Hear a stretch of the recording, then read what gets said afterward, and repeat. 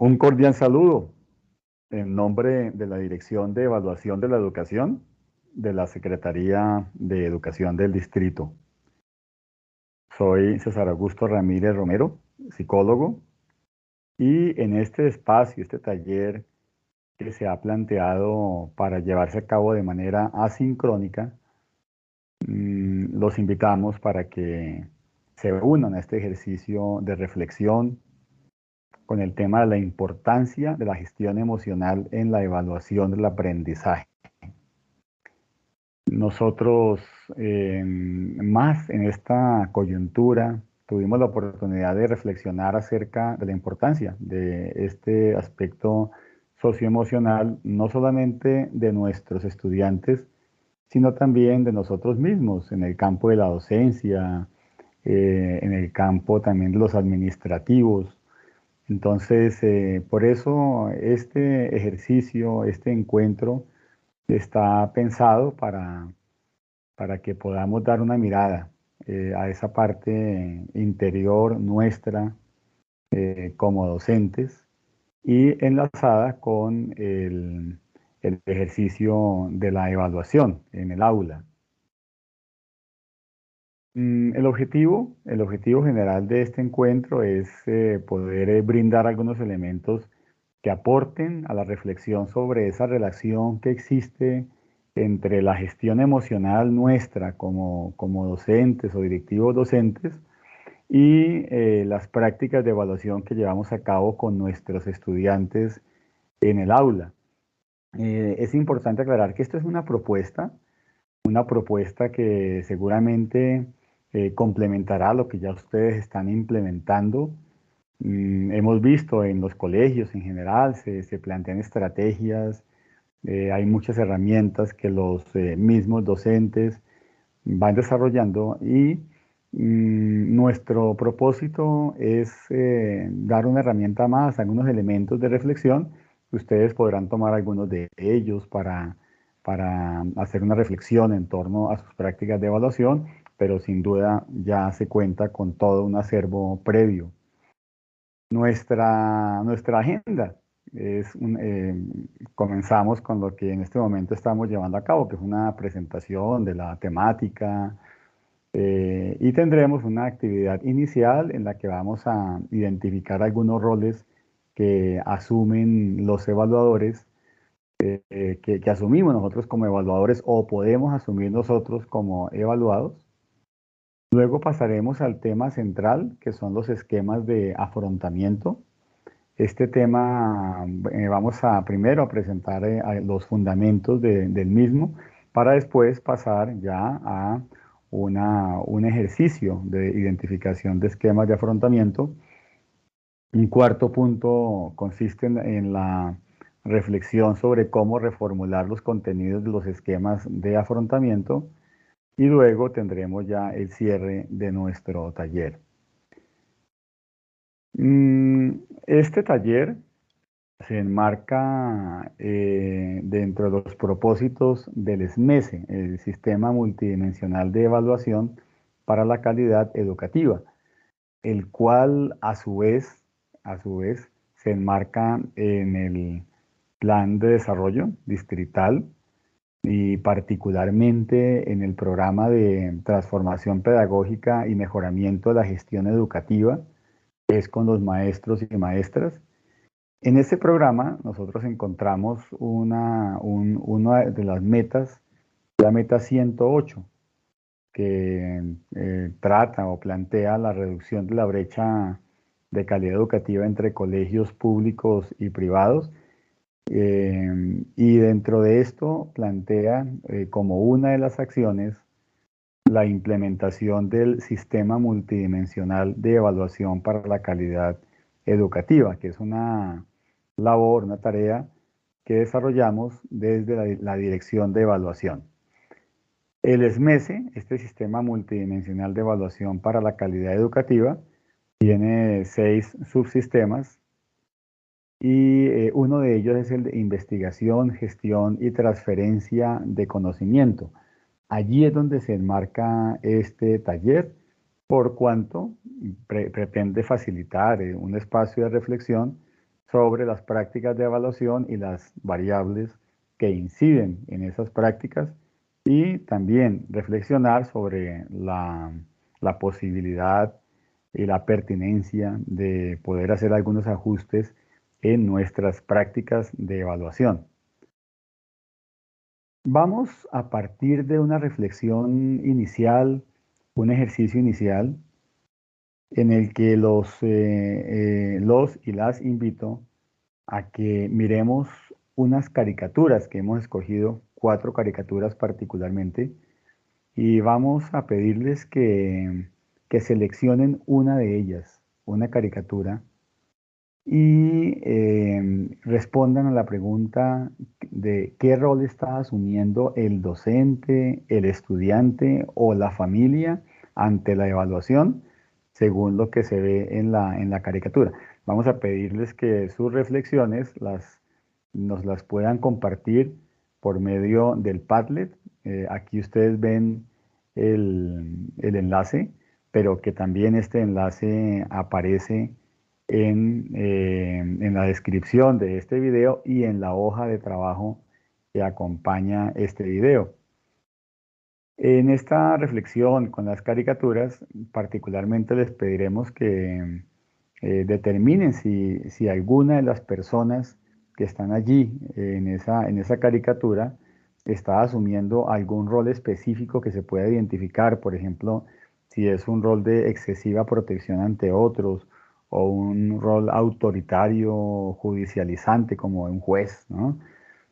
O un rol también de docilidad, temor, de temor al cambio, o un rol conciliador, o de liderazgo, o de temor ante opiniones de otros. Entonces, cuando ustedes ingresen al Padlet van a encontrar lo que vemos aquí en pantalla, o sea, caricatura 1, caricatura 2, caricatura 3 y la 4, y podrán agregar sus reflexiones al hacer clic en ese signo más. Las caricaturas son las siguientes. Ya seguramente, pues ustedes las han visto muchas veces, estas caricaturas, y vamos a utilizarlas, a aprovecharlas para hacer esta reflexión sobre los roles que asume ya sea el evaluador, el evaluado o de pronto otros actores de la comunidad educativa como padres, madres, cuidadores. En la caricatura número 1, por ejemplo, vemos allí al profesor señalando que para que la evaluación sea justa, todos van a presentar la misma prueba, ¿no?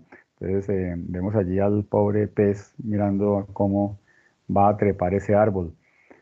En la caricatura 2 no hay un texto como tal, pero bueno, salvo el que está en el tablero, el de hoy evaluación, lo relevante ahí es la expresión, ¿no? De la maestra, la expresión facial, tanto de ella como de los estudiantes, de los niños y niñas.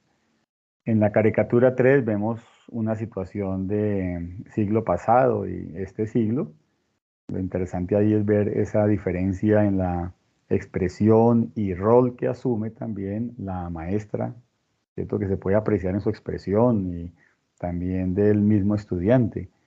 Y en la caricatura 4 encontramos al docente pues, otorgando, informando la calificación al estudiante, pero también de alguna manera justificando que esa calificación no es la indicada y él la ha colocado por una conveniencia personal.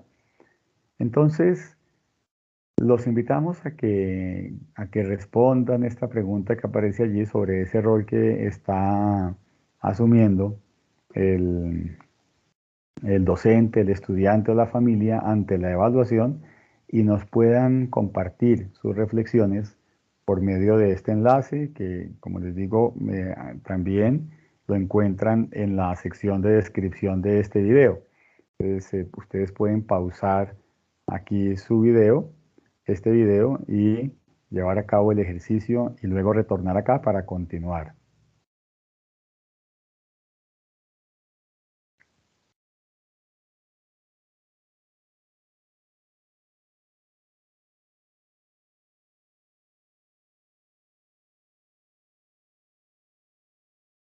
Bien.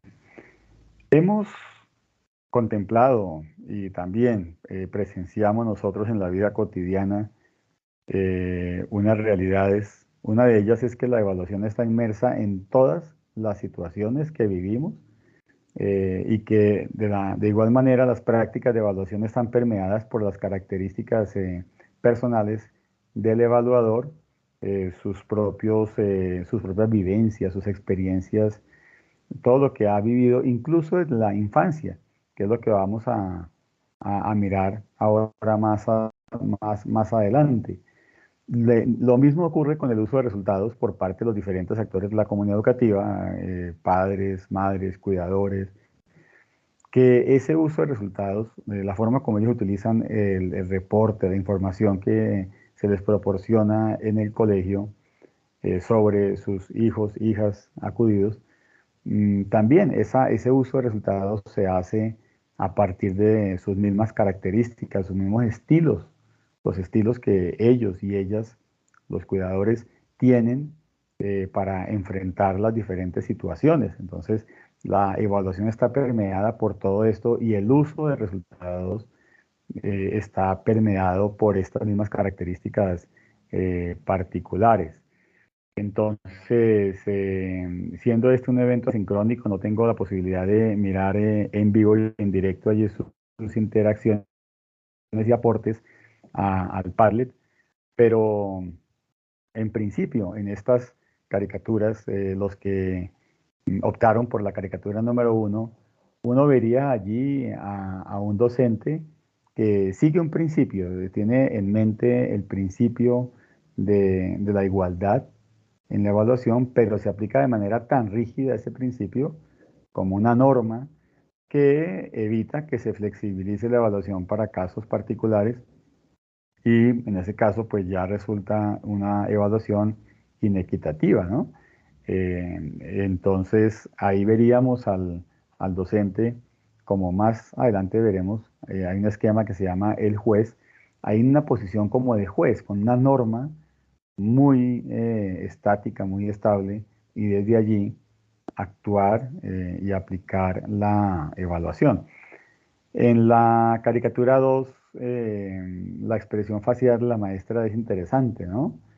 De pronto ustedes estarán de acuerdo conmigo o tendrán otro punto y también sería válido con diferentes argumentos, y es como la evaluación utilizada a manera de coerción o de castigo, eh, una evaluación punitiva, y se ve en la cara de terror de los y las estudiantes.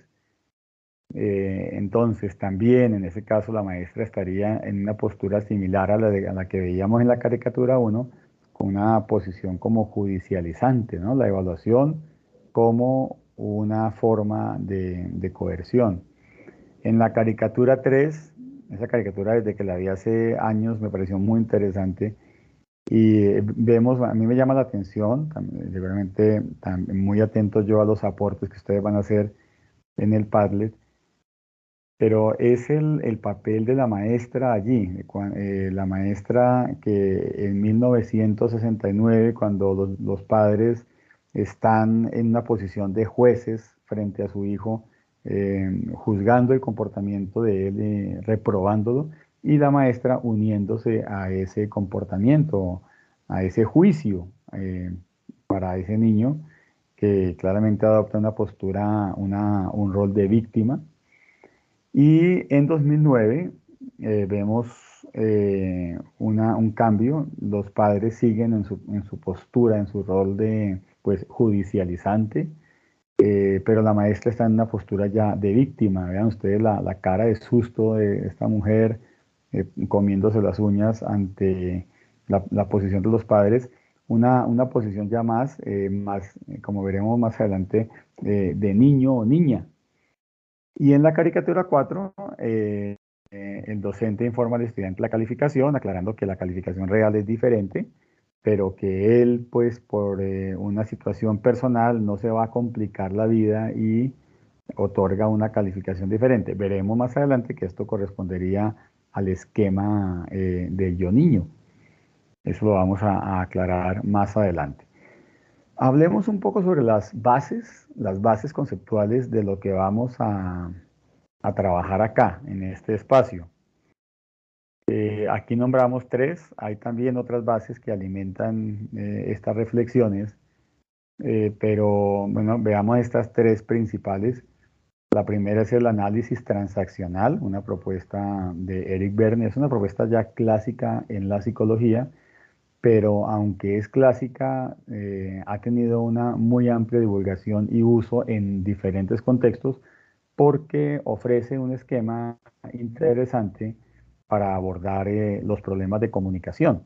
Entonces, a partir de una estructura, de una especificación de estados del yo, como lo llaman en este análisis transaccional, de padre, niño, padre, adulto y niño, pues se plantea un análisis de cómo ocurre esa interacción, ya sea dentro de nosotros mismos, con nuestros propios estados del yo, como también con los estados del yo de otras personas. Eso vamos a retomarlo también, es parte de lo que vamos a reflexionar más adelante.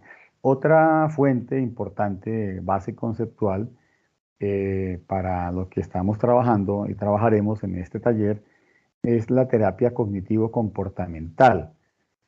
Hay dos autores clásicos que se distinguen allí como los expositores principales, aunque obviamente hay otros, pero estos son como emblemáticos, que son Albert Ellis, que creó la terapia racional emotiva comportamental, y Aaron Beck, que, que fue psicólogo, que creó ya la terapia cognitiva propiamente. Este tipo de abordajes, la terapia cognitivo-comportamental, se fundamenta en que lo que nos perturba, lo que nos afecta, no es lo que nos ocurre, sino lo que uno piensa acerca de eso que le ocurrió.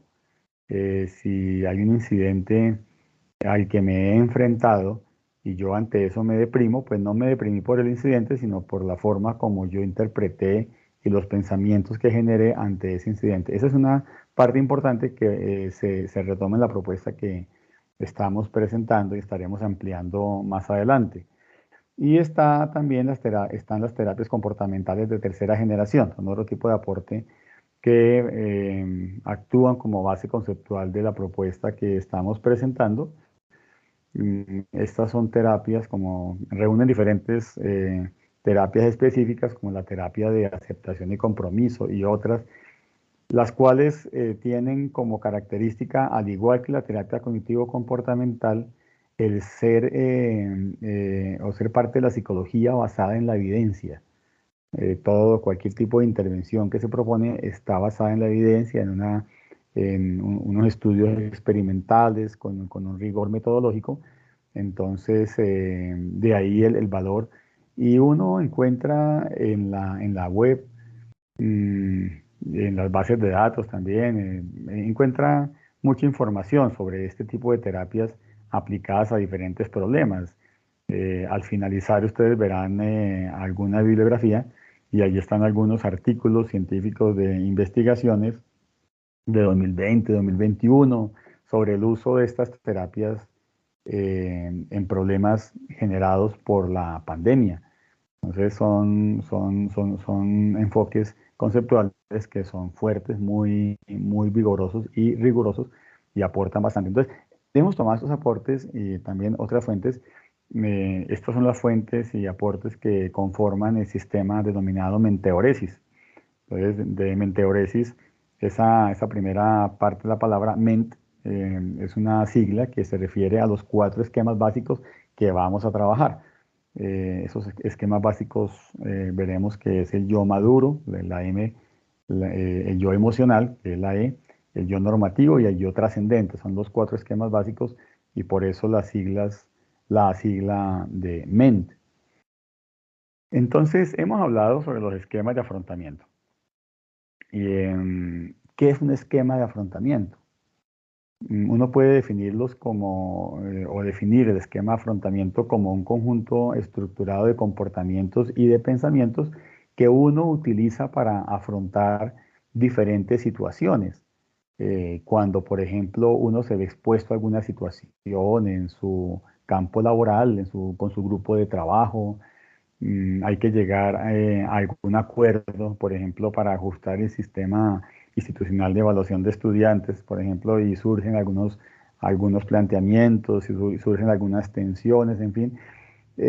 Uno puede ver que las diferentes personas actúan desde también diferentes esquemas de afrontamiento. Vamos a ver esos esquemas de afrontamiento en esta propuesta. Y decíamos que fundamentalmente los agrupamos como cuatro esquemas de afrontamiento: el yo maduro, el yo emocional, yo normativo y yo trascendente. Aquí tenemos la sigla de MENT. Como decíamos antes, hay dos de ellos que a su vez incorporan dos subesquemas. En el caso del yo emocional tenemos el yo niño o niña y el yo protector.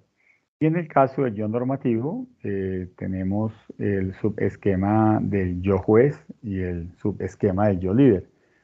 De manera, digamos, más general, más práctica, lo llamaremos a todos esquemas, ¿no? Pero estos cuatro de acá, pues son unos subesquemas que hacen parte de esquemas más grandes. Esta distribución de esquemas tiene una ventaja, además de didáctica, para poder llevar a cabo algunas dinámicas de comunicación. Tiene la ventaja de guardar cierta correspondencia con la forma como nuestro cerebro está estructurado. El cerebro es muy complejo y querer plantear o adoptar alguna teoría sobre su estructura, una teoría simplista, pues se hace más con fines didácticos, ¿no? Y esta teoría de los tres cerebros, que fue planteada por el neurocientífico Paul MacLean, es más que todo una propuesta de tipo didáctico, porque el cerebro es tan complejo que dividirlo solamente en tres partes, tres cerebros, pues sería simplista. Pero vamos a seguir esa propuesta de Paul MacLean de manera más práctica, más didáctica, y encontramos que, por ejemplo, el yo normativo, que veremos más adelante, que tiene que ver con el manejo de normas en forma muy estricta, el seguimiento a un líder, a unos principios, tiene que ver con el funcionamiento del cerebro reptiliano, la parte más primitiva del cerebro, particularmente del tallo cerebral, que son estructuras evolutivamente mucho más antiguas que las otras estructuras. Veremos también ya el yo emocional, que tiene que ver con los afectos, los apegos, la protección paternal, maternal. Tiene que ver o está relacionada con el cerebro límbico o el sistema límbico, que son estructuras más recientes, evolutivamente más recientes que el cerebro reptiliano y más propias de los mamíferos.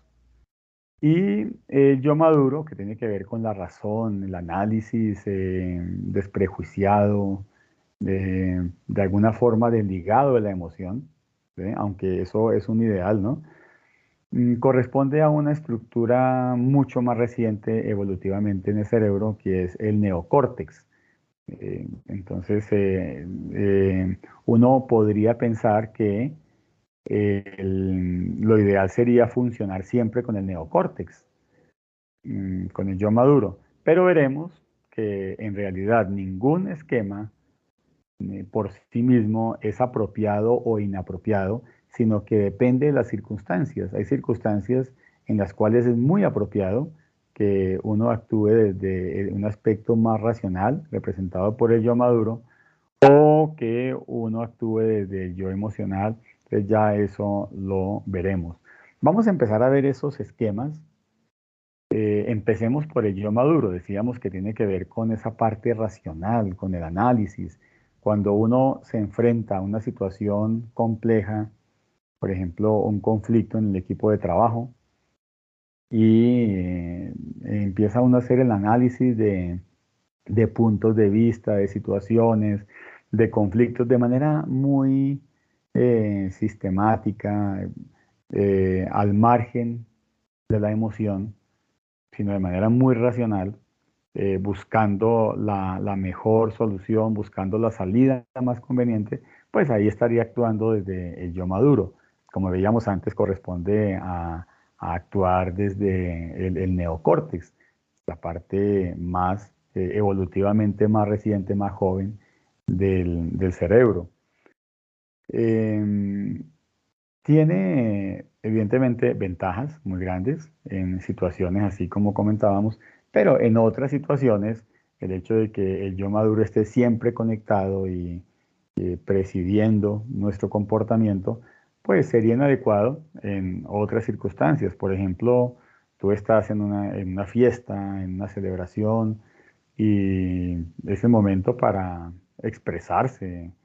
Entonces, si está conectado el yo maduro, empezará a analizar la conveniencia o inconveniencia de expresarse abiertamente, de haberle peros a diferentes cosas. Bueno, él va a frenar esa expresividad y no sería el esquema más adecuado para un momento como esos, ¿no? Entonces, ahí tendríamos pues una situación en la que otro esquema sería más favorable.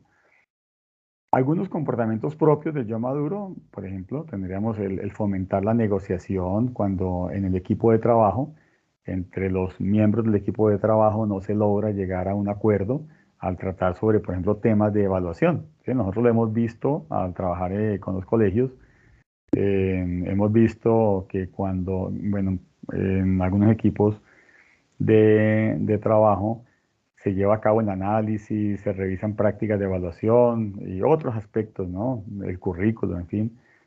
Y puede hacerse del yo maduro y se hace se hacen las respectivas conciliaciones, acuerdos.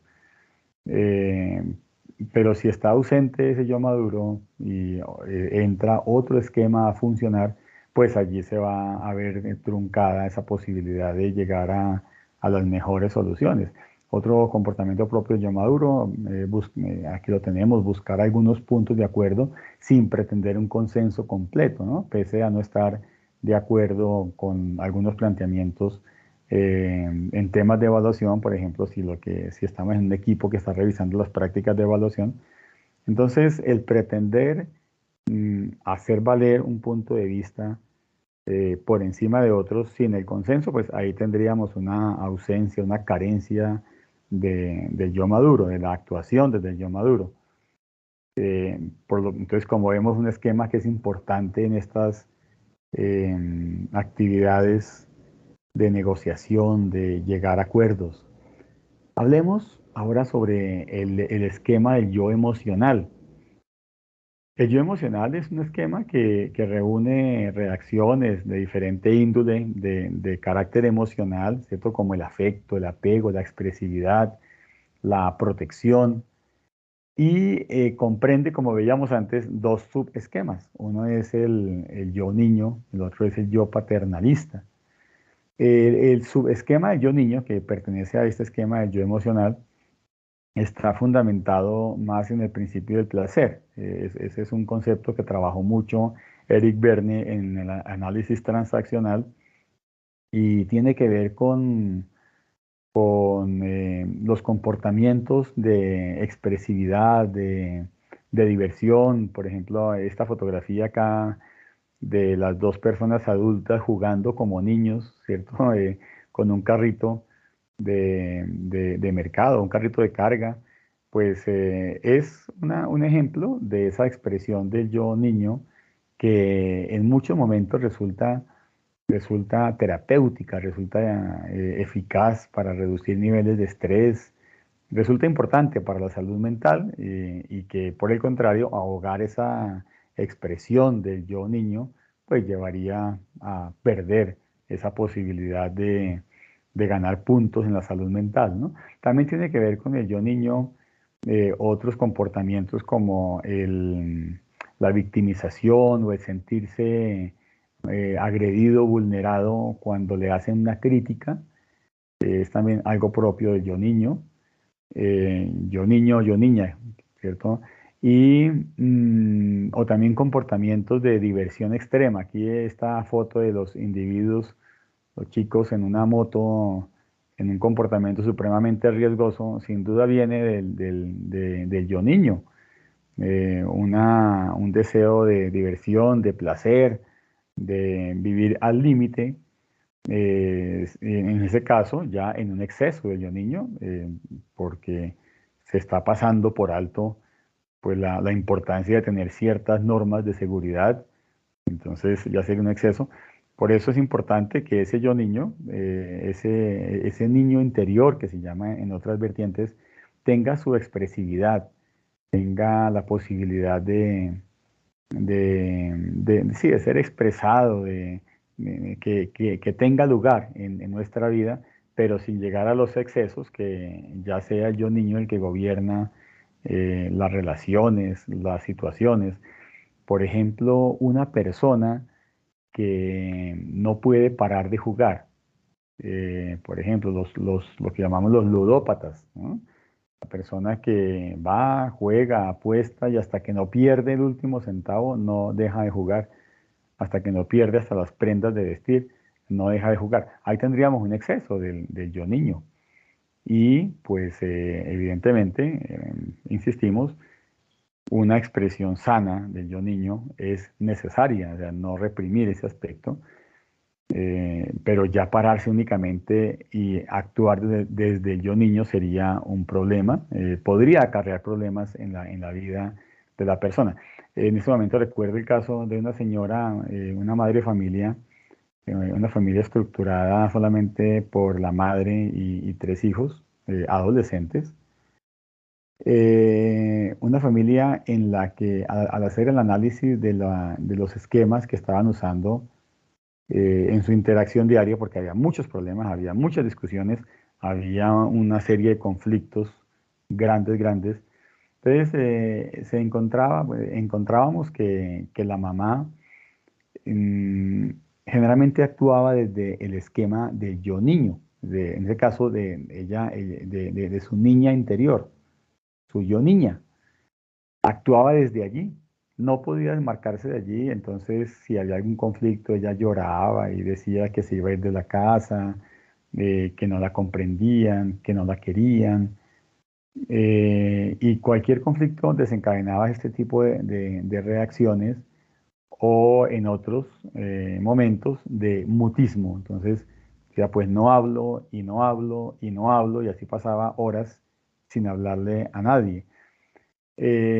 Comúnmente cuando uno encuentra a una persona o en una familia encuentra a alguien actuando desde el yo niño, desde un modo tan poco adaptativo, pues al trabajar en los esquemas se logra que la persona de alguna forma fortalezca su yo maduro y empiece a trabajar desde el yo maduro para fortalecer la comunicación, estabilizar la comunicación y regular al yo niño. En el caso de esta persona, un caso más bien atípico, digo porque para ella era muy difícil lograr desmarcarse de su esquema de yo niña e irse o centrarse en el esquema del yo maduro. Era muy difícil. Llegamos a una especie como de transacción en la que la hija mayor, que era igual a una adolescente, pero era la mayor de los tres hijos, ella asumía en varios momentos el papel de yo maduro para lograr como estabilizar esta relación familiar, pero obviamente eso es un caso diferente, extremo. Por lo común lo que buscamos es siempre que haya un fortalecimiento del yo maduro que actúe como, diremos más adelante, como el director de orquesta. Otro esquema del yo emocional es el yo protector, que abarca lo referente a comportamientos altruistas, de protección hacia otros. Eso es un esquema que generalmente aprendemos desde que somos niños, al observar a nuestros padres, cómo nos protegen. Si nuestros padres nos inculcaron muchos temores en torno a lo que puede ocurrir en el mundo y los peligros en los que podemos caer y entonces nos protegieron todo el tiempo, pues son patrones que uno también aprende y después reproduce con los hijos y también con otras personas, con los amigos, en fin, ¿no? Vemos a veces amigos o amigas que se tornan sobreprotectoras ya en una labor de protección tan extrema que ahogan a la otra persona. Pero también es un esquema de afrontamiento que es necesario lograr su expresión, lograr que tenga lugar de modo balanceado, porque ahogarlo también repercute negativamente en la salud emocional, el bienestar. ¿Mm? Decimos que estos esquemas habitualmente nosotros los, los aprendemos. O sea, los esquemas tienen una carga de aprendizaje, ¿cierto? Son aprendidos. De igual manera podemos desaprenderlos, podemos cambiarlos. No es fácil cuando el esquema lleva mucho tiempo. En algunos casos, pues se convierte en lo que se llama Eric Berne los juegos psicológicos, ¿no? Un juego psicológico en el que, por ejemplo, con la imagen acá de este señor joven aquí llorando, ese esquema de victimización, de victimizarse, puede convertirse en un patrón de afrontamiento porque en algún momento de la vida, tal vez cuando se era muy pequeño, funcionó para ganar aprobación, afecto, y se sigue repitiendo. Entonces la persona que cae en este esquema, mm, ya en su vida adulta, por ejemplo, puede buscar situaciones en las que otro lo agrede de un modo particular para sentirse nuevamente víctima, entristecerse, llorar y también repetir ese juego psicológico, y por eso Verne lo llama como los juegos psicológicos, algo que se repite a veces muchas veces de manera automática, y la idea es tomar conciencia de estos para poder intervenir y que no ocurra de manera automática estos juegos psicológicos, ¿no? Eh, Pensemos cómo actuaría una mamá, ¿sí? Desde el esquema de yo niña. Ya lo veíamos ahorita, lo hablábamos con el caso que comentaba de la señora madre de los 3 adolescentes, ¿no?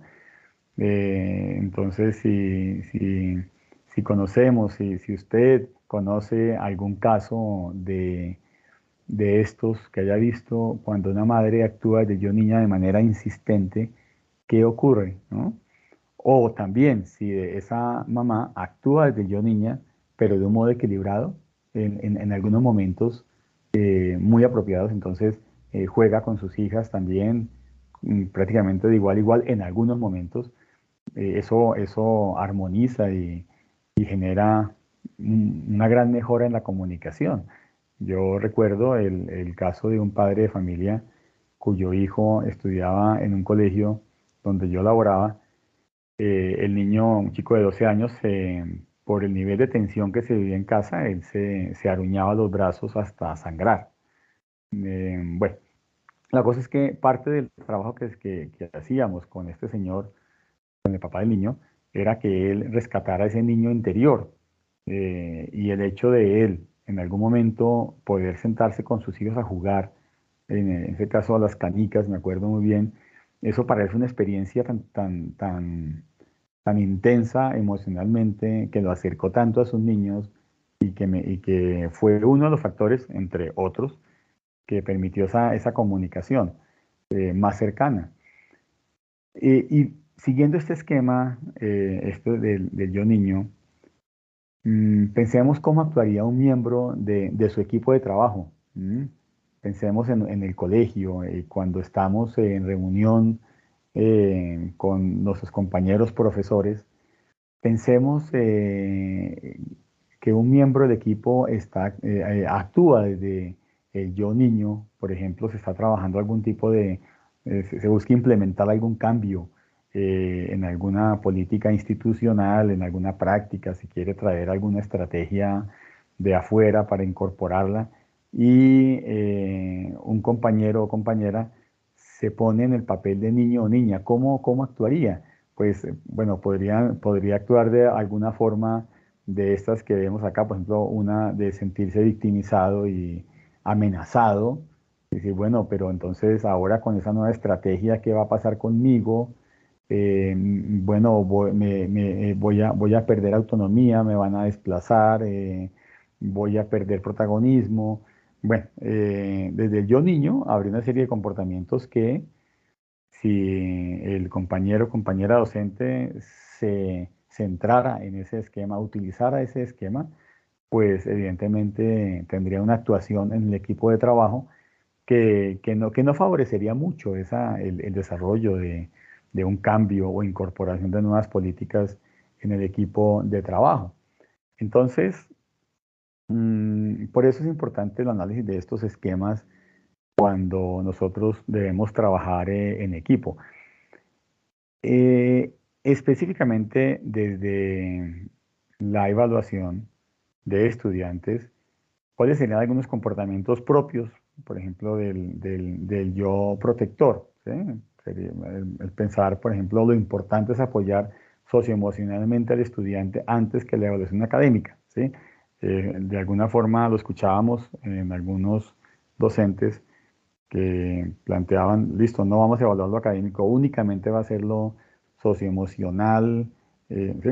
Obviamente que eso, como una forma de proteger al estudiante, como decíamos antes, una estrategia de protección ya excesiva para evitar que el estudiante se enfrente a alguna situación difícil, pues también podría resultar perjudicial. Entonces, el equilibrio en los esquemas resulta fundamental. Y en cuanto al esquema del yo niño, yo niña, bueno, algunos ejemplos de comportamientos propios podría ser, por ejemplo, sentir frustración y tristeza porque las situaciones de evaluación lo hacen sentir vulnerado a uno. Entonces, mm, se debe implementar una serie de evaluaciones con ciertos grupos de estudiantes y me siento vulnerado porque eso es una carga para mí y me siento golpeado por eso. Me estoy ahí parando desde mi yo niño, desde ese esquema, estoy asumiendo mi comportamiento desde el yo niño, entonces me enojo por eso porque no me impide hacer otra actividad que quería hacer, pero como ahora me piden hacer un cambio que implica más, pues más tiempo, más trabajo, desde mi yo niño, entonces reacciono de esa manera como diciendo, no, pero yo necesito mi distracción, mi diversión y se me va a quitar tiempo. Ahí estaríamos desde el yo niño. Otro comportamiento propio del yo niño sería decir a todo sí cuando le plantean mejoras o ajustes en la evaluación. Decir que sí para ganar aprobación. El yo niño tiene también como característica ese deseo de aprobación, esa necesidad de aprobación. Entonces, el decir a todo que sí, pues es una estrategia además fallida, ¿no? Para ganar aprobación y conviene entonces, en ese caso, revisar y en vez del yo niño, mirar cómo podemos asumir ese comportamiento desde el yo maduro. Otro comportamiento propio del yo niño es sentirse herido emocionalmente si otro compañero le indica que debería hacer cambios en sus prácticas de evaluación. Si un compañero me dijo, bueno, ¿y por qué, ya que estamos trabajando en áreas como tan hermanitas, ¿sí? O que están tan relacionadas por algún proyecto del colegio, ¿por qué no ajustas tu evaluación? Porque veo que lo que estás haciendo no está acorde con. Entonces, me dicen eso y si yo estoy desde mi yo emocional, me siento herido y me siento agredido, me enojo, de alguna manera lloro por dentro si no quiero llorar para que me vean. Entonces, ahí estaría también actuando desde el yo niño. Otro comportamiento como propio del yo niño podría ser entregar tardíamente al colegio los resultados de las evaluaciones por dar prioridad a otros asuntos personales. Esto lo comento porque en algún momento trabajando con un equipo, lo del sistema de apoyo escolar, entonces una queja de un grupo de docentes es que fulanito nunca entrega a tiempo sus reportes y eso nos atrasa a todos y para generar los reportes, entonces todo se demora y pues el argumento del docente era, bueno, yo también necesito mis tiempos para mis cosas. No todo es evaluación, necesito mis tiempos para mis cosas. Claro, ese comportamiento desde el yo niño estaba causando que todo un equipo de trabajo tuviera sus demoras, sus reprocesos. Bueno, entonces ahí como una inconveniencia de ese esquema yo niño. Recordemos que no estamos diciendo que el esquema yo niño sea inapropiado, ¿no? Para algunas situaciones y cuando se utiliza de manera no adaptativa o en exceso, pues genera problemas. Y bueno, otra es sentirse herido porque algún compañero en el colegio le ha hecho una crítica. Estaba muy enlazado con algo que decíamos más adelante, antes. Todos estos esquemas tienen sus raíces en la infancia, ¿no? Tengamos eso en cuenta. Y ahorita que hablemos del yo normativo, vamos a enlazar también esto de las raíces en la infancia. Hablemos del yo normativo. Ya hablamos del yo maduro, que es la M, ¿cierto? De maduro. Hablamos del yo emocional, de esa E en la sigla.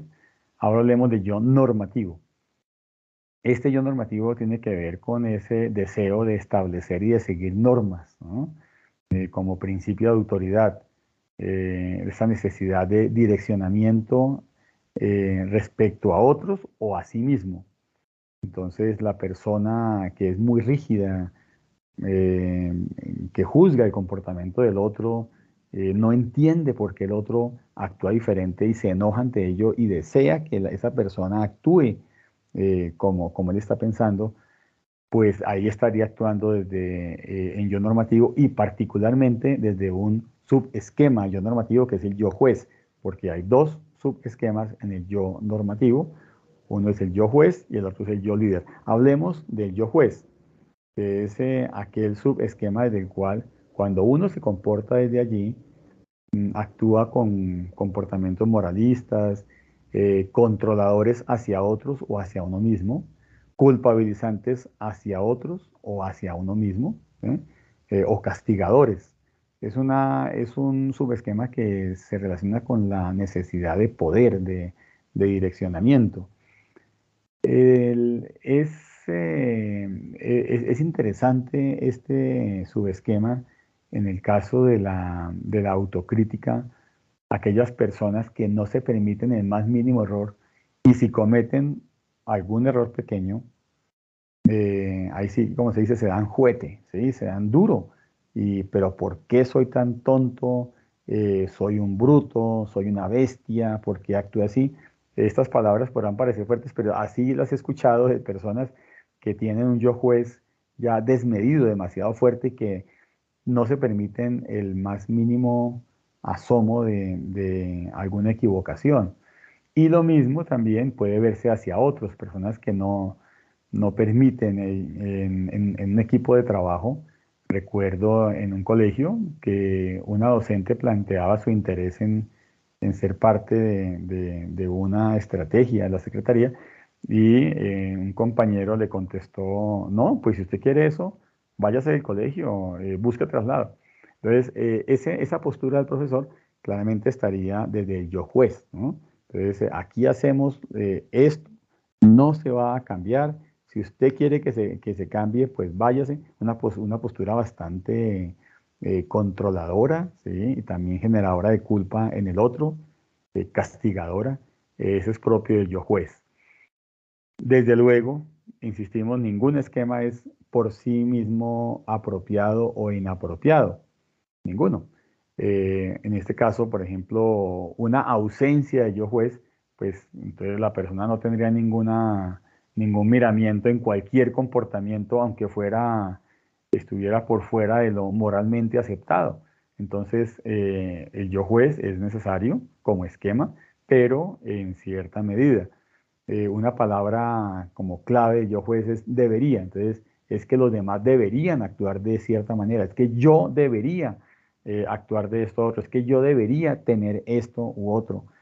Un ejemplo al margen de la educación, del contexto educativo, recuerdo una persona, una señora de 40 y algo años, que exitosa profesionalmente, exitosa laboralmente, socialmente también. pero ella se había divorciado, no tenía pareja en ese momento, y por ese motivo ella se sentía fracasada. O sea, tenía como principio, como norma, una persona de 40 y tantos años, una mujer, debe estar casada para considerarse exitosa. Esa era su norma. Esa era la norma que le daba su yo juez. Claro, como ella no cumplía con eso, entonces se sentía fracasada, a pesar de que era una mujer exitosa en lo profesional, exitosa socialmente, en lo económico. Entonces, ese subesquema del yo juez puede llevarnos a posturas bastante radicales y de culpa que impiden que seamos felices. ¿M? Entonces, si por ejemplo nosotros hemos tenido en nuestra infancia algunas experiencias en las que fuimos culpabilizados o vimos de manera consistente culpabilizar a otros, pues esos comportamientos habitualmente se van interiorizando, ¿no? Algunas preguntas que podemos plantearnos acá. Si recuerdo a mis padres o a los adultos relevantes de mi infancia, ¿qué normas puedo decir que incorporé a mis principios? O sea, de ellos, ¿qué normas incorporé? De pronto normas muy rígidas o de pronto normas consensuadas. Ese yo juez es un yo juez rígido, en mi caso, o no. Eh, Recuerdo una fonodióloga que me decía de manera jocosa, o sea, en un comentario de equipo de trabajo, pero me decía, vea, yo me crié en un hogar donde mi mamá era absolutamente controladora con cuestiones del orden, con cuestiones de que todo debía estar meticulosamente limpio en cierto lugar, y eso siempre me pareció, decía ella, inconveniente. Pero ahora que ya crecí, ahora que tengo mi hogar, sorprendentemente yo soy igual que ella, igual de controladora, quiero tener todo en su lugar y me decía, qué pereza, ¿no? Me decía ella de manera jocosa. Pero bueno, eso es simplemente como un ejemplo más de cómo esos modelos que uno observó en su infancia los incorpora y es bueno ahora cuestionarlos, decir, preguntarse, ¿no? Bueno, esas normas que tengo son demasiado rígidas, tal vez conviene seguirlas usando de manera tan rígida o sería más adaptativo flexibilizarlas. Algunos comportamientos propios del yo juez sería, por ejemplo, tomar la calificación como sinónimo de evaluación, ¿sí? Entonces, algo así como alguien actuando desde el yo juez diría, a mí no me venga con el cuento de que tengo que mirar el procedimiento, sino está bien o está mal, punto, ¿sí? Y así me lo enseñaron, así ha funcionado durante mucho tiempo y así lo sigo usando. Ahí sería una postura propia del yo juez, ¿no? Y ahí también estaría muy de la mano con esto de tomar la evaluación como ejercicio de poder o posturas rígidas, ¿no?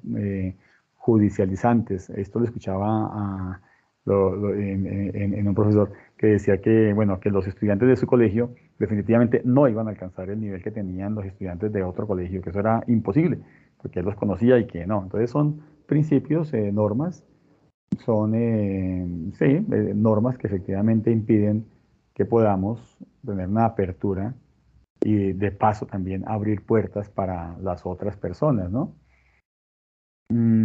Otro comportamiento propio del yo juez es considerar que los docentes que desean innovar en la evaluación están actuando de forma absurda, ya que existen unos principios y prácticas predeterminados que han funcionado durante cierto tiempo, ¿no? O, por ejemplo, esto es interesante, sentir culpa al adoptar una actitud crítica ante posibles ajustes al sistema institucional de evaluación de estudiantes.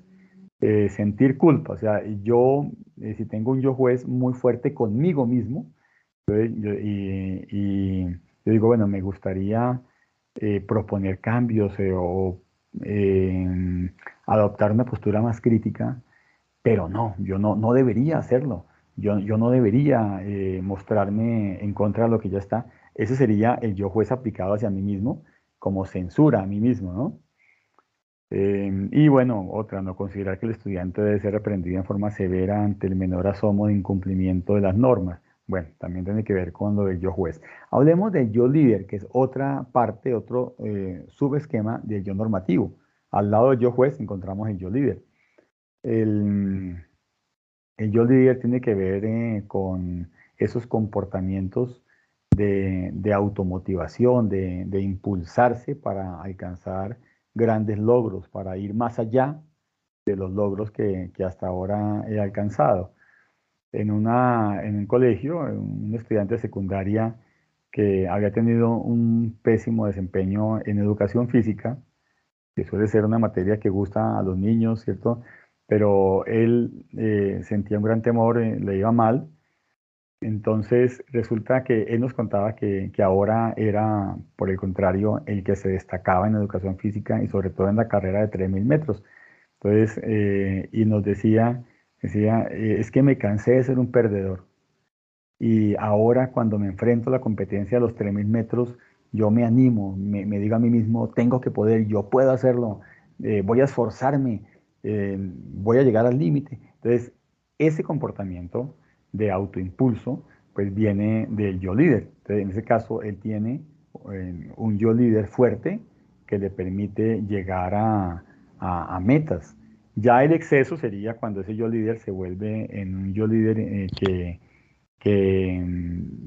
me maltrata, ¿cierto? Que yo, o sea, yo tengo yo líder tan fuerte que ya resulta maltratante y quiere llevarme a metas que van a ser tal vez nocivas para mi salud física por el exceso de trabajo. Entonces siempre, como decíamos, los esquemas tienen su momento, su lugar, y la idea es que se puedan ejercer de manera equilibrada sin llegar a extremos, ¿no?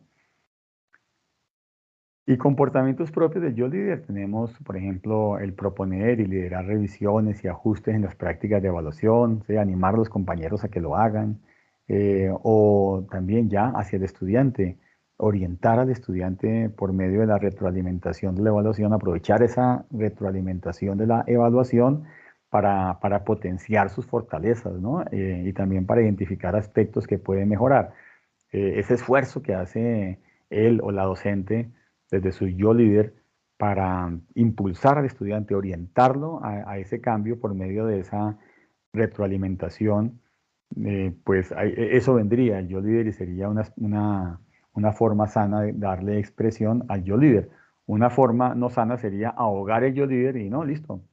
Sencillamente, bueno, el estudiante o la estudiante esté bien o esté mal en su evaluación, yo califico, pero no quiero ir más allá. Ahí existiría una carencia de ese yo líder, ¿no?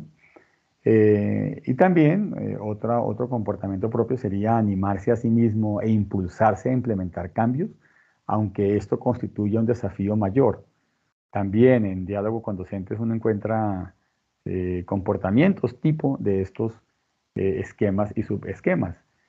Una docente ante una estrategia que le pedíamos, en algún momento le mostrábamos, ella decía, bueno, eso está difícil, sí, está difícil, pero esto me reta, esto me desafía y yo soy una persona de desafíos y lo voy a afrontar. Entonces, ahí estaba ella actuando desde su yo líder.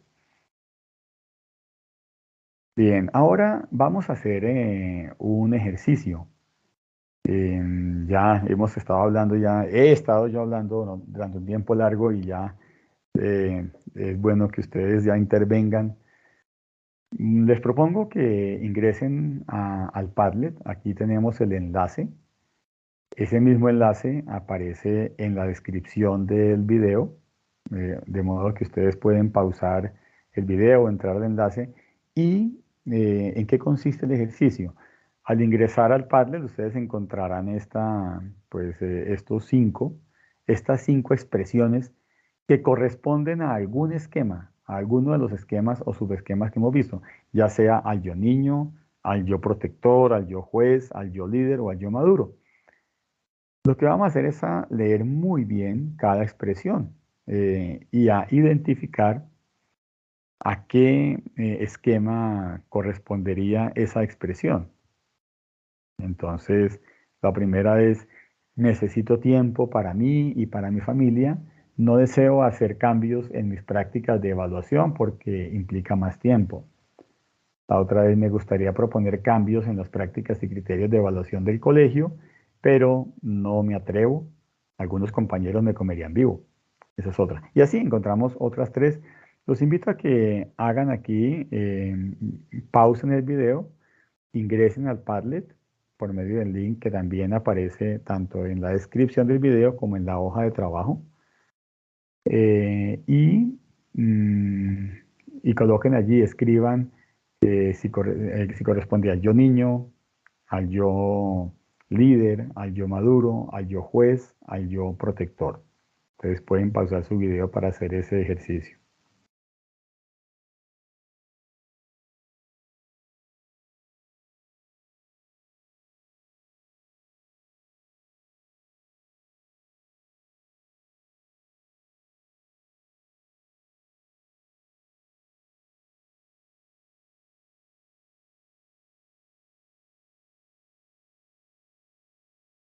Bien, seguramente ya fueron al Padlet y ahora volvieron al video, a nuestro taller. Entonces, vamos a revisar, tal vez ustedes tengan algunas opiniones que puedan diferir de lo que voy a decir acá y también sería válido. ¿Por qué? Porque un mismo comportamiento uno podría atribuirlo a dos esquemas, a veces dependiendo de la circunstancia. Uno dice, bueno, si fuera por tal cosa, podría ser el yo niño. Si fuera esta otra, podría ser el yo juez, siendo el mismo comportamiento, pero vendría allí más como la vivencia interior. Entonces, por eso es que con esto quiero decir que no por fuerza, si yo indico o sugiero que una expresión de estas corresponde al yo niño, por ejemplo, no por fuerza podría descalificarse el que alguien diga que proviene de otro esquema. Entonces, el primero es ese, necesito tiempo para mí y para mi familia, no quiero hacer cambios en mis prácticas de evaluación porque implica más tiempo.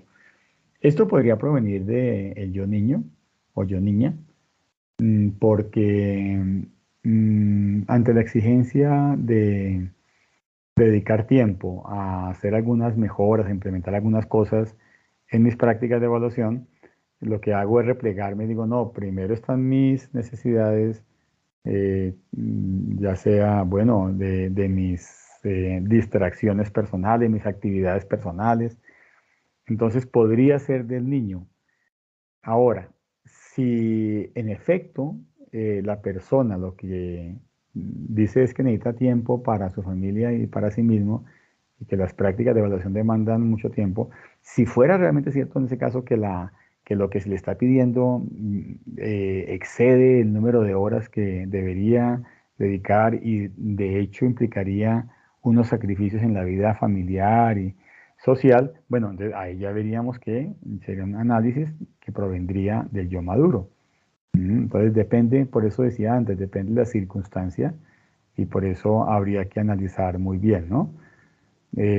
Si a esa expresión, si he llegado a esa expresión, pero después de un análisis meticuloso, digo, no, sí, pero es que mis tiempos de trabajo son estos, ya hice la cuenta, lo que se me pide es esto otro, y eso da tantas horas, y yo necesito dedicar tiempo a mi hijo, mi hija, mi pareja, y el tiempo que dedico es tanto. O sea, después de hacer un análisis exhaustivo, se llegó a la conclusión de que no conviene, ya eso sería desde el yo maduro. Veamos la segunda, dice, me gustaría proponer cambios en las prácticas y criterios de evaluación del colegio, pero no me atrevo. Algunos compañeros me comerían vivo. Entonces, eso vendría desde el yo niño o yo niña. En este sentido, recuerdo también en un colegio en el que en un equipo de trabajo, pues había unas personas que se mostraban en contra de introducirnos unas modificaciones que se pensaba a nivel curricular y eh, las personas que sí deseaban apoyar esas modificaciones, pues sentían el temor de expresar su punto de vista y lo que hacían era ir ya en privado conmigo al momento de refrigerio decir, sí, qué pena, es que acá no se puede, es que fulanito, fulanita no dejan. Pero entonces ellos mismos que pensaban que un cambio y una modificación era adecuada, no hablaban porque estaban parados desde su yo niño, yo niña, como en deseo de agradar al otro y deseo de molestar, deseo de evitar cualquier conflicto para ser aceptado por otros. Entonces eso llevaba a la inactividad y entonces parecía como que estuvieran apoyando o estuvieran de acuerdo con esa oposición que hacían los otros en contra del cambio, cuando en realidad pues tenían una postura diferente, pero por el temor al rechazo que venía de ese esquema del yo niño, pues no actuaban. Entonces ahí, por ejemplo, una invitación sería muy bien a actuar desde el yo maduro y decir, bueno, listo, sí es cierto que esas personas expresan una oposición muy fuerte al cambio, pero yo estoy convencido de la necesidad de un cambio, voy a expresarlo, no debo temer que me vayan a rechazar, ¿sí? Que eso podrá generar alguna controversia por parte de los compañeros que están más a favor del no cambio, pero es algo que se puede manejar. La tercera es, me siento cómodo con mis actuales prácticas de evaluación, pero puede resultar conveniente revisarlas. Una postura muy propia de yo maduro, ¿no? Estoy cómodo, no quisiera cambiar, pero voy a revisarlo, voy a analizarlo, voy a someter esto a un análisis y voy a reunir información y voy a mirar, pueda que sí requieran cambio mis prácticas de evaluación. La cuarta es, me gustaría opinar sobre los cambios que se están proponiendo en las prácticas de evaluación, pero veo que hay personas que opinan diferente a mí y para evitar problemas prefiero no opinar. Es una postura muy similar a la segunda que comentábamos, postura del yo niño, que para evitar problemas y para ganar aceptación, pues no expresa su punto de vista y calla. Esas personas, algunas se autocalifican como personas conciliadoras y pacíficas y que por eso no opinan, no actúan presentando su punto de vista, pero la realidad es que están actuando desde el yo niño y que desde ese temor están asumiendo una postura de subordinación y no expresan asertivamente su punto de vista. El quinto es, veo difícil hacer cambios importantes en mis prácticas de evaluación, pero voy a movilizarme, haré el esfuerzo. Eso ya viene del yo líder, ¿no? Lo que comentábamos, que es un aspecto importante, sin llegar a excesos, pero un aspecto importante y enriquecedor. Ya de manera implícita hemos venido hablando de la reformulación de contenidos de esquemas. Cuando hablábamos ahora de algunos esquemas y cómo podrían reformularse desde el yo maduro, pues ya estábamos abordando esto, ¿cierto? Entonces, cuando hemos identificado que estamos actuando desde un esquema y consideramos que sería más conveniente actuar desde otro esquema, pues podemos reformular ese contenido del esquema, ojalá por escrito, ojalá pudiéramos plasmar por escrito primero lo que pensamos desde nuestro esquema, yo niño, yo juez, yo líder, en fin, y al frente poder mm, pensar desde el yo maduro cómo podríamos reformular ese contenido de un modo más apropiado. Aquí hay un ejemplo, ¿no? Del pensamiento que viene de un esquema. Ese profesor propone cambios en el sistema institucional de evaluación de estudiantes. ¿Por qué mejor no pide traslado a otro colegio? Aquí llevamos 3 años con nuestro sistema actual y funciona bien. Entonces ahí estaría él o la docente actuando desde el yo juez y pues juzgando de manera muy severa a alguien que quiera hacer un cambio e incluso marginando a ese alguien por proponer algún cambio, ¿no? Entonces una reformulación podría ser desde el yo maduro, es mejor ser más tolerante ante las opiniones de otros profesores, ellos también tienen derecho a expresarse y a pensar diferente a mí. Entonces, cuando identificamos que estamos actuando en un esquema, es muy valioso poder intentar reformular ese esquema y funciona mucho por escrito. De esa manera, cuando uno ha hecho esa reformulación por escrito ante diferentes contenidos, se sugiere leer a menudo eso que uno ha escrito y favorece ese cambio gradual en nuestros esquemas. Favorece el cambio, el releer eso que hemos escrito, esas reflexiones. Hemos hablado a lo largo de este taller sobre el yo maduro como el director de orquesta. Toda esta reformulación que estamos hablando de los esquemas, del contenido de los esquemas, parte de que el yo maduro actúe como el director de orquesta, que sea el que dirige a los otros esquemas. No quiere decir que el yo maduro ahogue a yo niño, por ejemplo, ¿no? O ahogue a yo juez. Simplemente que permita la expresión en su momento. Nosotros tuvimos por estos días una actividad con las diferentes localidades, una actividad de presentación de resultados y un grupo de compañeras hizo una dinámica muy bonita con el grupo de docentes, una dinámica rompehielo, pues implicaba cierta forma de baile. Yo veía con curiosidad cómo había una persona en particular que se sentía tremendamente incómoda ante esa situación, porque veía que otros se estaban moviendo al ritmo de la canción, ¿sí? Pero él mismo no lograba hacerlo, estaba rígido, se notaba esa tremenda incomodidad.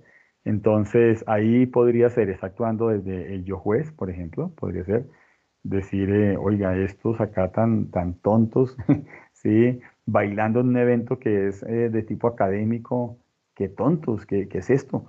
Podría ser yo juez o podría tal vez estar actuando desde el yo niño, sí, y decir, si bailo y bailo mal, me van a ver como un tonto y van a desaprobar, no voy a tener la aprobación o la buena imagen ante otros, ¿no?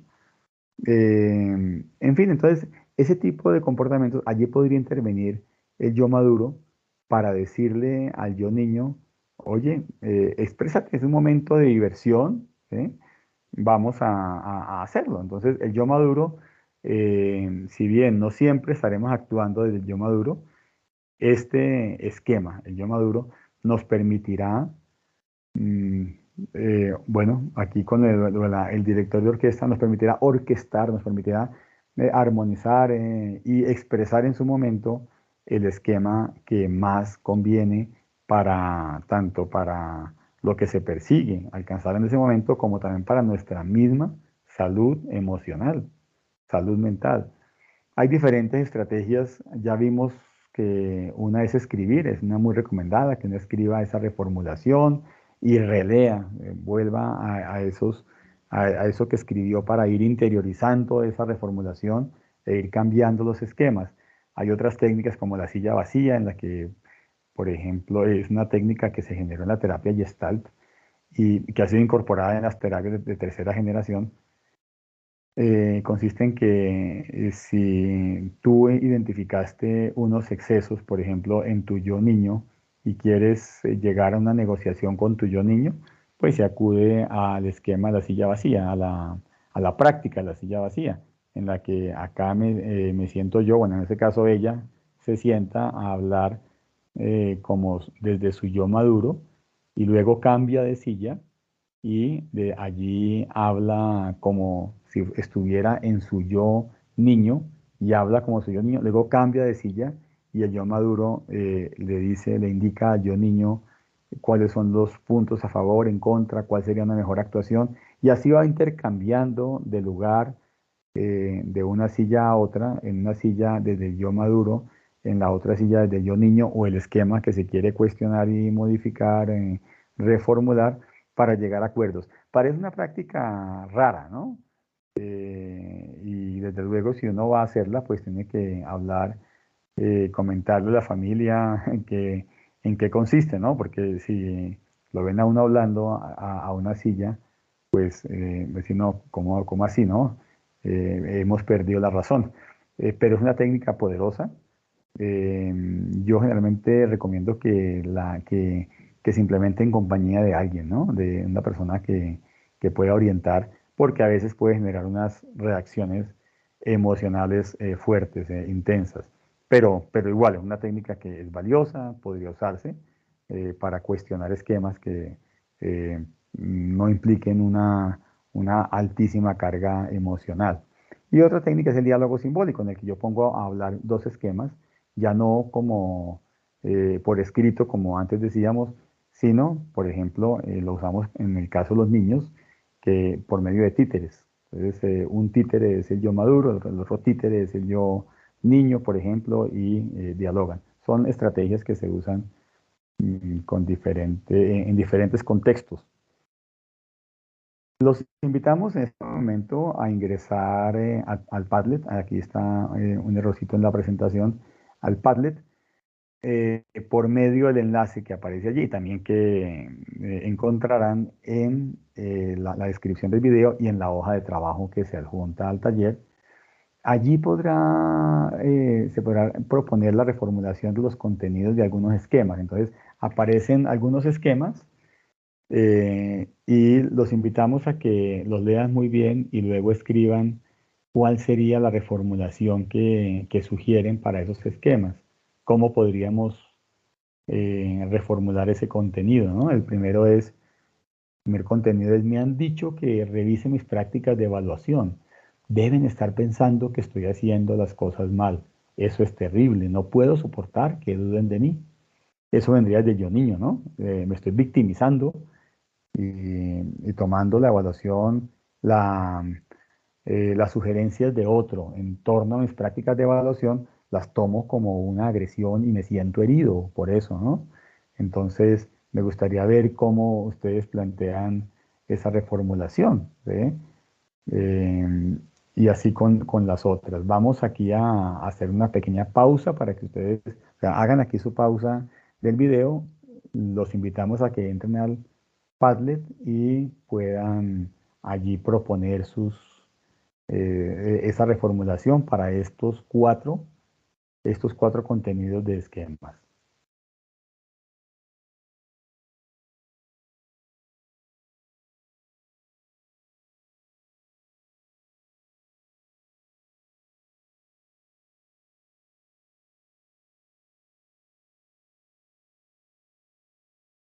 Bien, ya que seguramente han pausado y vuelto a esta parte, entonces eh, al no poder compartir en vivo y en directo los aportes que ustedes hacen, voy a hacer algunas hipótesis, ¿no?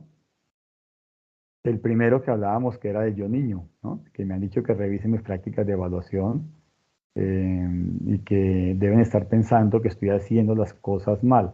Este, evidentemente, es una inferencia sin fundamento, ¿no? Que alguien diga que revise mis prácticas de evaluación y que yo piense que me está juzgando como que yo estoy procediendo mal y que eso sería terrible, ¿sí? Dice, eso es terrible, no puedo soportar que duden de mí. ¿Mm? Esa inferencia y esa catastrofización de que el hecho de que alguien me sugiera algo, me sugiera cambiar algo porque considera que podría mejorar, que eso es algo terrible, eso ya de por sí es una postura extrema. Y en la terapia cognitiva habitualmente se lleva a la persona a preguntarse, bueno, ¿es tan terrible? Cuando uno habla de algo terrible es que es algo verdaderamente extremo, ¿no? Algo peligroso para uno mismo, ¿no? Por ejemplo, una situación como de guerra, ¿cierto? Como ahora que estamos en estos momentos tan difíciles de países en guerra, o situaciones verdaderamente lesivas, pero que alguien me diga a mí, oye, ¿por qué no revisas esto? Tal vez esta práctica de evaluación, tal vez se podría ajustar. Pues eso no quiere decir que, o sea, no es terrible ni catastrófico, no es el peor extremo en la maldad el que me estén diciendo eso, y podría soportarlo, podría perfectamente soportar el que alguien tal vez tenga dudas de mi idoneidad, ¿sí?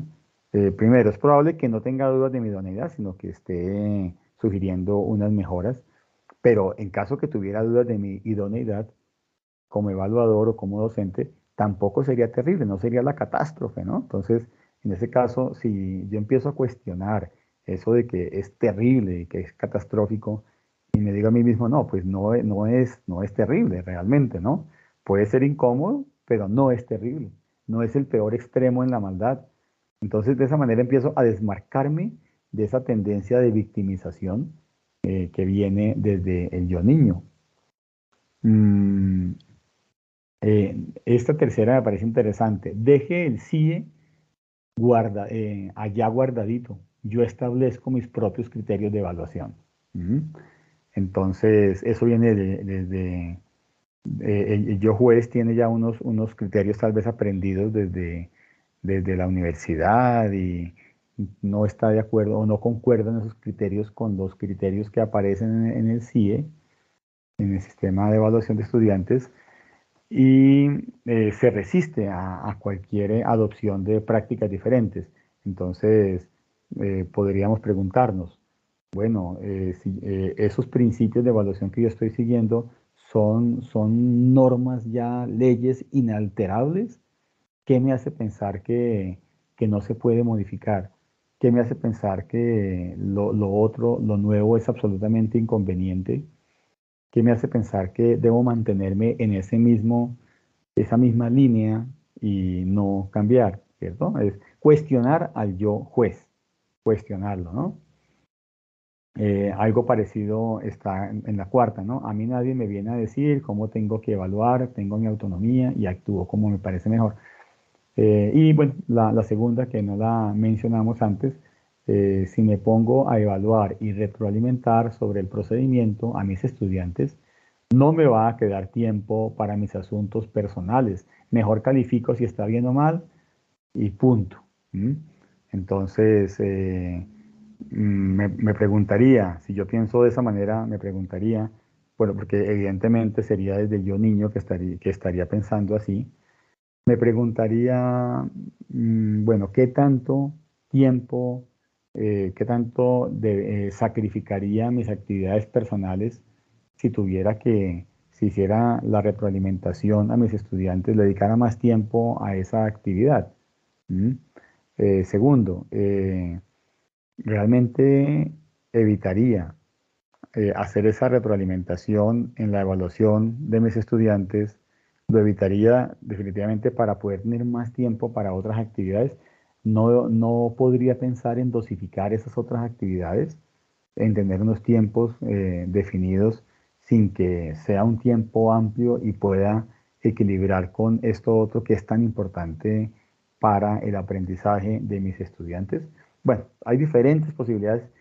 Voy a estar encantado de leer eh, sus reflexiones, la forma como se reformulan los contenidos. Pueda que alguien diga, no, me parece que tal expresión no requiere reformulación por esto y por esto y por esto. También va a ser muy valioso eso. Será muy valioso porque de ninguna manera, si aquí dijéramos que hay unas cosas que están bien o mal y que la verdad es esta o esta otra, pues estaríamos actuando desde el yo juez y no sería coherente con lo que hemos venido hablando de que el director de orquesta sea el yo maduro. Hemos tenido esta jornada de reflexión, este taller asincrónico. Los felicitamos por haberse conectado, les agradecemos por haber estado aquí en este taller. Recordemos que esto es únicamente una propuesta. Seguramente ustedes tienen muchas otras herramientas, estrategias, puntos de vista válidos. Este es una propuesta de la cual ustedes pueden encontrar tal vez algunos elementos que les pueden servir, tomar algunos, muchos elementos. Es una propuesta. Debo decir que estos elementos que hemos tomado de la psicología, del análisis transaccional, de la psicología cognitiva, lo que comentábamos que han conformado un sistema llamado menteoresis, esas son propuestas, ¿no? En la psicología existen muchos enfoques y algunos riñen con otros, son contradictorios, pero lo importante es que no tome de allí lo que le sirve, ¿no? Tome de allí elementos que tal vez puede implementar, aplicar en su práctica educativa. Esa es la intención con este taller asincrónico. Aquí tenemos los datos de contacto de la dirección de evaluación, teléfono 324-1000, extensión 2142. Tenemos aquí el correo de nuestra directora de evaluación, Luz Maribel Páez Mendieta, y mi correo, ahí está también, cramirez@educacionbogotá.gov.co. Estaremos atentos a sus sugerencias. Algo importante es pedirles que diligencien el formulario de asistencia. Hemos colocado el link en la descripción de este video y aparece también en la hoja de trabajo del taller. Les pedimos que diligencien esa hoja de asistencia y que también les agradecemos si hacen comentarios a este video, a este taller. Dejar sus comentarios. Para nosotros es importante contar con esa retroalimentación, nos permite mejorar, nos permite enriquecer nuestros puntos de vista, nuestras posturas, complementar también. Entonces les agradecemos eso y estaremos pendientes de sus inquietudes. Muchas gracias por su atención y esperamos verlos pronto, ojalá en un evento presencial. Entonces, una despedida cordial de agradecimiento en nombre de la Dirección de Evaluación. Gracias.